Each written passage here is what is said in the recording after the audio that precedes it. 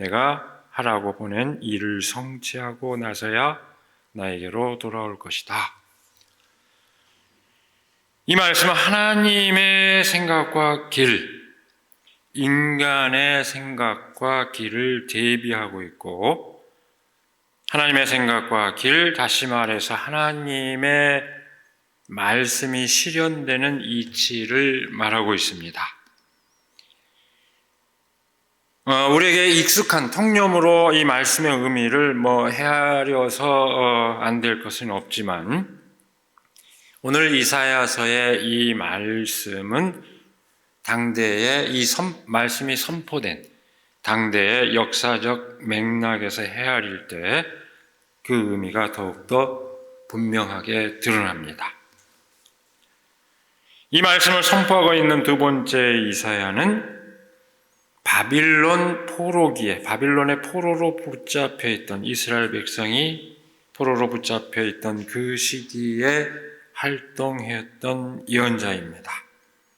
그리고 그 메시지의 초점은 바빌론으로부터 이제 장차 해방될 것이다. 그것은 그야말로 두 번째 출애굽과 같은 의미를 지닌다 하는 것을 선포하고 있는 내용입니다. 오늘 우리가 함께 읽은 이 본문 말씀은 머지않아서 해방의 새 역사가 시작될 것이라는 그 희망을 선포하는 말씀의 최종적인 결론에 해당합니다. 바로 그 맥락에서 인간의 생각과 다른 하나님의 생각을 대비하는 것은 당대 역사와 현실을 바라보는 사람들의 생각과 대비되는 하나님의 뜻을 선포한 것입니다. 그렇다면 당대 사람들이 어떻게 그 현실을 생각했을까요? 지금 당장 포로로 잡혀 있는 현실에 절망했습니다.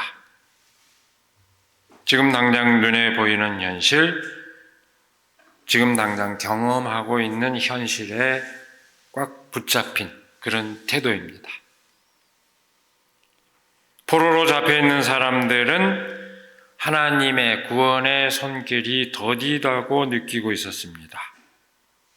아니, 하나님의 뜻이 언제 실현되느냐 이렇게 회의하고 있었습니다. 그러나 본문 말씀은 하나님의 생각과 길은 그와 다르다고 선포합니다. 더디게 느껴지고 있을지 느낄지 모르지만 하나님은 살아계시고 역사하고 계신다는 것을 선포한 것입니다. 오늘 말씀의 후반부의 그 초점입니다. 아주 의미심장한 비유로 그 진실을 전합니다. 비와 눈의 비유입니다. 비와 눈은 하늘에서 내려 땅을 적시고 싹이 돋아 열매를 맺게 합니다. 그리고 사람에게 씨앗을 주고 먹을 거리를 주고 나서 다시 하늘로 올라간다는 비유입니다. 여러분, 이 비유의 의미를 잘 음미해 보시기 바랍니다. 생명의 질서가 지속하는 이치를 이렇게 아름다운 그 비유로 설파하고 있습니다. 그리고 여기에 덧붙여집니다. 하나님의 말씀이 바로 그와 같다는 것입니다. 하나님의 입에서 나온 말씀은 뜻하는 바를 이루고 나서야 그리고 하나님에게로 돌아간다. 이렇게 얘기하고 있습니다.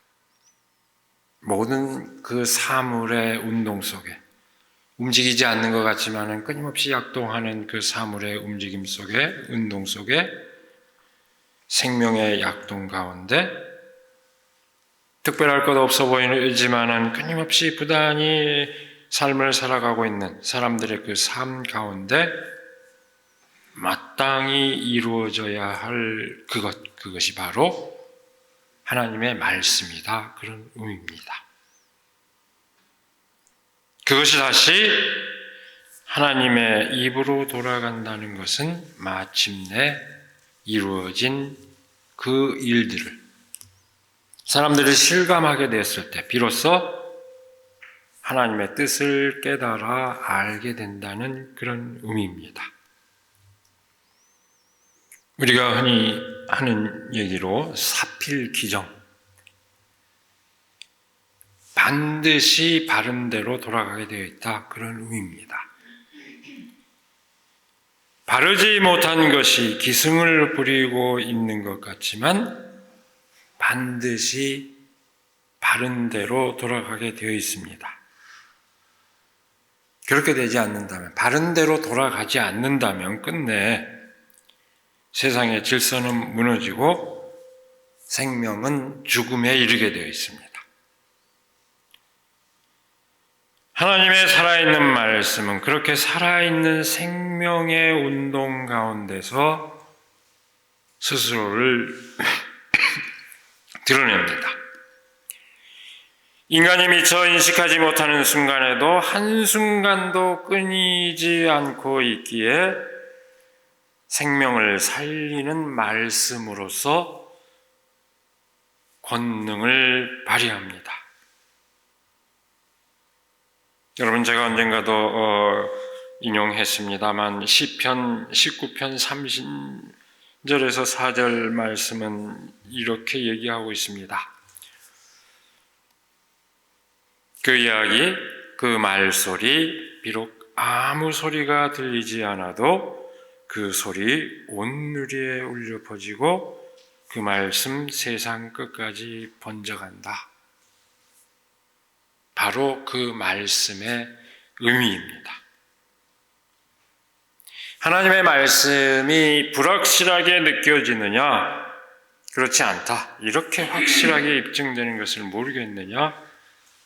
이사야서의 오늘 본문 말씀은 그렇게 지배하게 됩니다. 그러나 여전히 우리에게는 물음이 있을 겁니다. 문제는 여전히 그 말씀이 청중들에게 자명하게 여겨지지 않는다는 것입니다. 자명하게 여겨지지 않는 것은 여전히 자신들의 생각 속에 묶여 있기 때문입니다. 본문 말씀에서 나의 생각, 곧 하나님의 생각과 다른 너희의 생각, 곧 저마다의 생각에 묶여있기 때문입니다.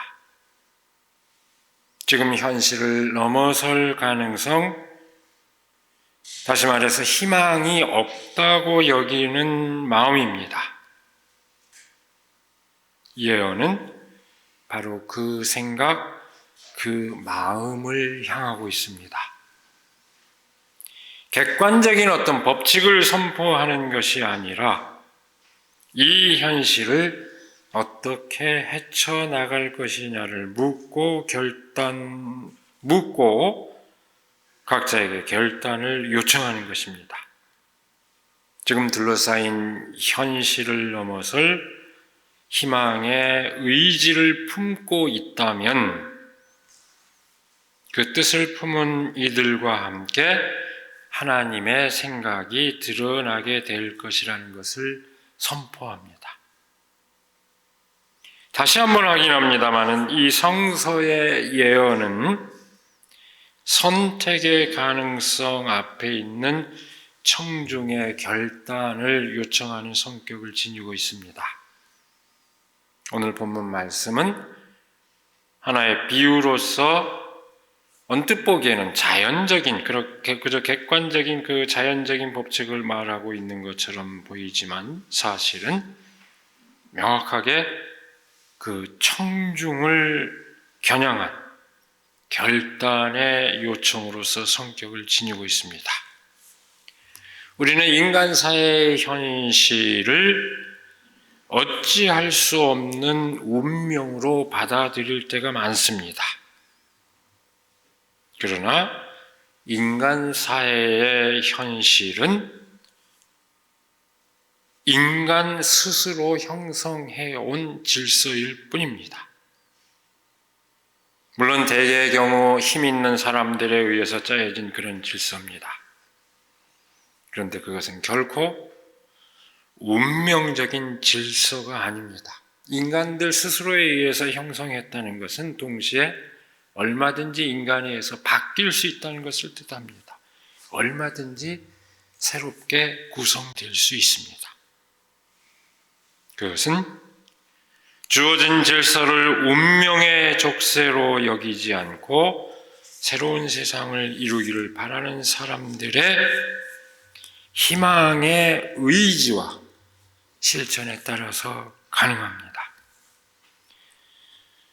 여러분, 오늘 본문 말씀이 다시 한번 강조합니다마는 특정한 역사적 맥락에서 선포된 것이라는 점을 다시 새겨야 합니다. 우리가 늘 예언을 새길 때마다 그 맥락을 환기할 필요가 있습니다. 그것은 포로민의 상태에서 벗어나 진정한 자유를 누리게 될 희망을 선포하고자 하는데 그 뜻이 있다는 점을 분명히 헤아려야 한다는 이야기입니다. 두 번째, 이사야는 그 첫머리에서 위로와 희망의 선포로 시작합니다. 이사야에서 40장 2절 3절을 보면 이렇게 선포합니다. 복역의 기간이 끝났다. 주님께서 오실 길을 닦아라.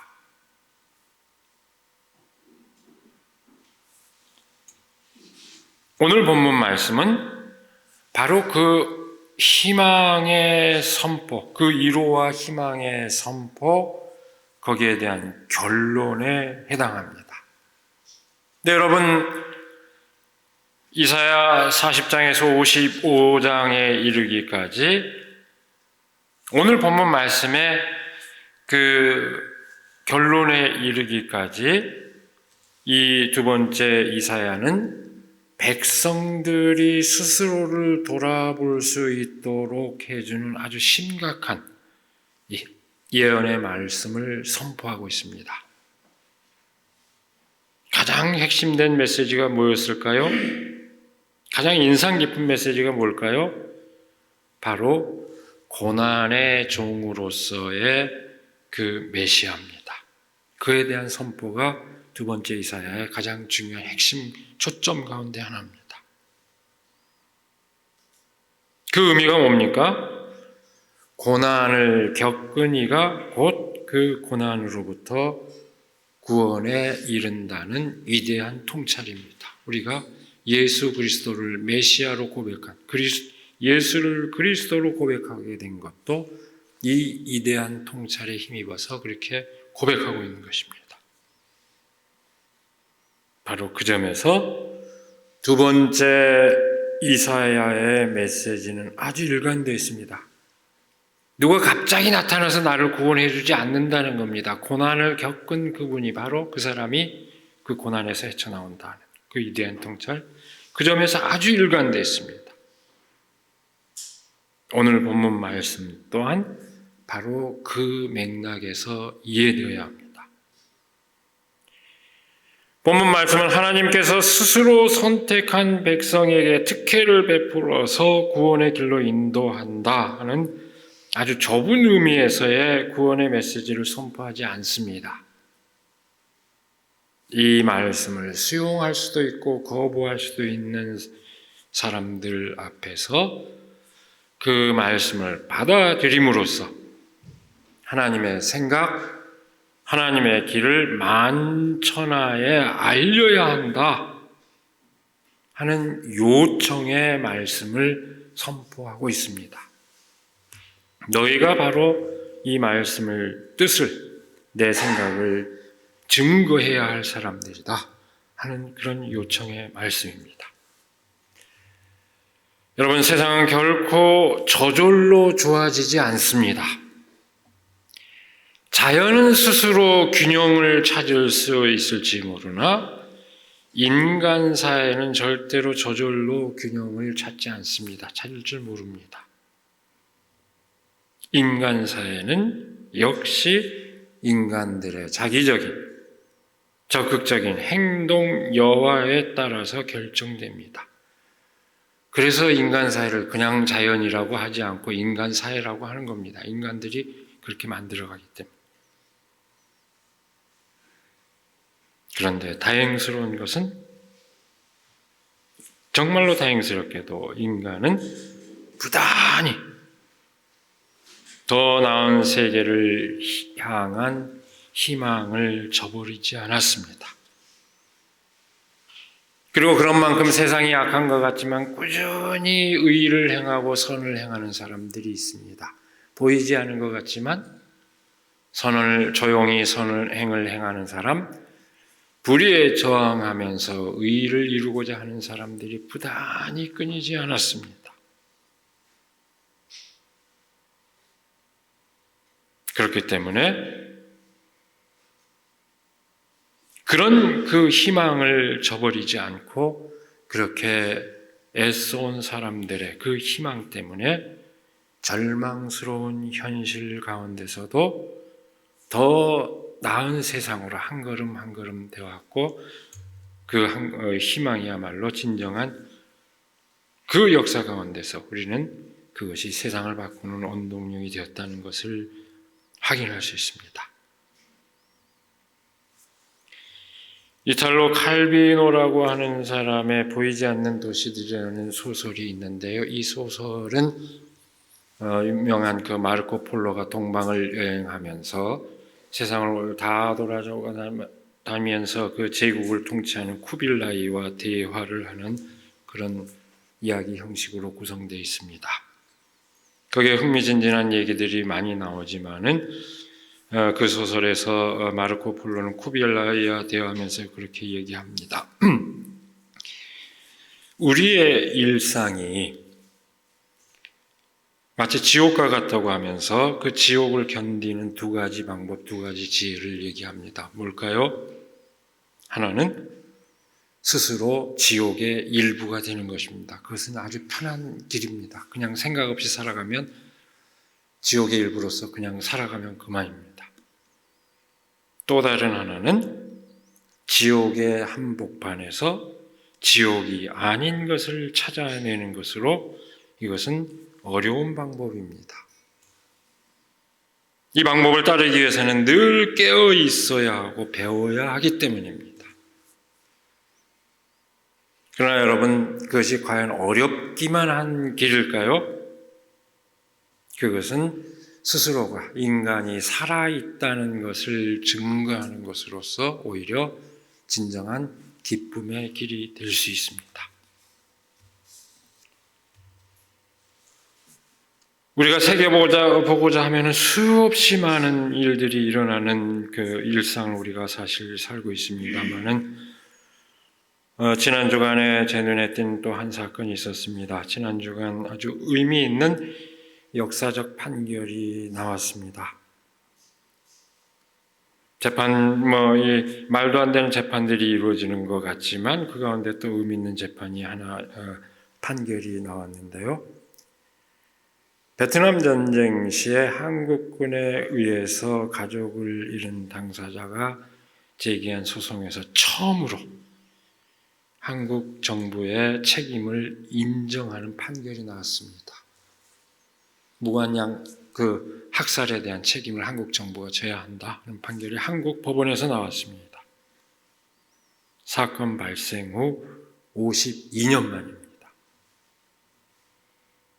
어떤 사람들은 걱정할 겁니다. 앞으로 이런 소송이 계속 이어질 때 한국 정부가 얼마나 많은 배상액을 감당해야 될까, 이렇게 걱정할지 모르지만 그것이 문제가 아닙니다. 배상 금액이 문제가 아닙니다. 이 재판의 결과는 인륜과 정의를 세우는 이정표로서 중대한 의미를 지니고 있습니다. 줄기차게 책임을 부정하고 사과를 거부하는 일본 정부의 길을 따를 것인지, 책임을 인정하고 지속적으로 사과하는 독일 정부의 입장을 따를 것인지, 그것은 우리 사회 구성원의 의지와도 무관할 수 없습니다.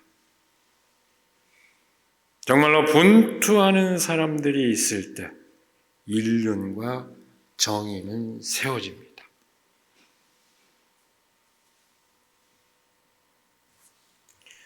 지난 주간 주말 그러니까 지난주일 바로 하루 전 여러분들도 이미 언론을 통해서 다 접했겠습니다만 충격적인 비보를 접했습니다. 우리 사회 소수자들을 위해서 그 누구보다 앞장섰던 임보라 목사가 세상을 떠났습니다. 우리 교회 와서도 말씀을 전했지요. 지난주 오후에 제가 빈소를 주일 예배 끝나고 다녀왔고 또 그분의 삶을 기억하는 그를 지금 요청받은 상태이지만 아직도 뭐라고 말을 해야 할지는 잘 모르겠습니다. 빈소에 갔더니 빈소가 너무나도 좁게 느껴질 만큼 실제로 그랬습니다. 너무 많은 사람들이 추모의 발길이 이어졌습니다. 정말 너무 좁다고 느낄 만큼 그 자리에 함께 젊은이들이 더욱더 안타까워하고 많은 젊은이들이 왔습니다. 저로서는 늘 그렇게 얘기했습니다. 방패막이 역할을 자임하면서 같이 뜻을 모으고 함께 연대해 왔지만 그분에게 짊어진 짐이 너무 무거웠다는 것을 새삼스럽게 비로소 알게 되면서 마음이 무거웠는데 그분을 떠나보내는 자리에 함께하는 이들을 보면서 그분의 삶이 결코 헛되이 되지는 않겠구나 하는 그 생각으로 1호 아닌 1호를 삼았습니다. 또 긴 이야기 시간에 하지는 않겠습니다. 역사는 그렇게 분투하고 헌신하는 이들에 의해서 그들을 통해서 한 걸음씩 나아갑니다. 그 발걸음이 외로운 발걸음이 되지 않도록 해야 할 것입니다. 나에게서도 또는 그 누군가가 그렇게 헌신할 때 그 사람이 외롭지 않도록 그렇게 해야 할 것입니다. 혼자만의 발걸음이라면 무겁고 외롭겠지만 함께하는 발걸음이라면 가볍고 즐거울 것입니다. 우리가 교회 공동체로 함께하는 것은 바로 그 발걸음을 함께하기 위해서입니다. 교회 공동체로 모이는 것은 구원의 희망을 향해 나아가는 발걸음에 아주 겸손히 함께하는 것을 뜻합니다. 여러분, 오만한 생각을 품지 마시기 바랍니다. 우리는 모두 약한 사람들입니다. 그 누구도 강한 사람은 없습니다. 우리는 모두 약한 사람들입니다. 그러나 함께하는 길이라면 우리는 서로 격려를 주고받을 수 있고 용기를 얻고 함께 나아갈 수 있습니다. 마침내 하나님의 생각을 따른 그 길의 목적지에 이르기까지 우리가 지치지 않고 함께 나아가는 우리들이 되기를 이 시간에 간절히 기원합니다. 기도하겠습니다. 우리에게 귀한 시간을 허락하여 주셔서 말씀의 의미를 새기고 다시금 우리의 삶의 자세를 가다듬게 하여 주시는 은혜를 감사드립니다. 우리가 일상적으로 경험하는 현실을 보면 우리는 끊임없이 탄식할 수밖에 없고 절망할 수밖에 없고 정말 하나님의 뜻이 이루어지고 있는지 그 뜻이 있는지 회의할 때도 많지만 하나님께서는 끝끝내 우리들 가운데서 그 뜻을 이루신다는 그 진실을 우리가 다시 새기게 하여 주시옵소서. 바로 다른 누군가에 의해서가 아니라 애통해하고 절망해하는, 그래서 이렇게 살 수 없다고 생각하는 그 한 사람 한 사람들의 삶을 통해서, 그 마음을 통해서 하나님의 뜻을 이루어 가시는 그 놀라운 이치를 우리가 다시 새기게 하여 주시옵고, 우리가 그 삶에, 하나님의 뜻을 이루는 그 삶에 진정으로 기쁨으로 함께 할 수 있도록 하나님 인도하여 주시옵소서. 우리 주 예수 그리스도 이름으로 기도드리옵나이다. 아멘.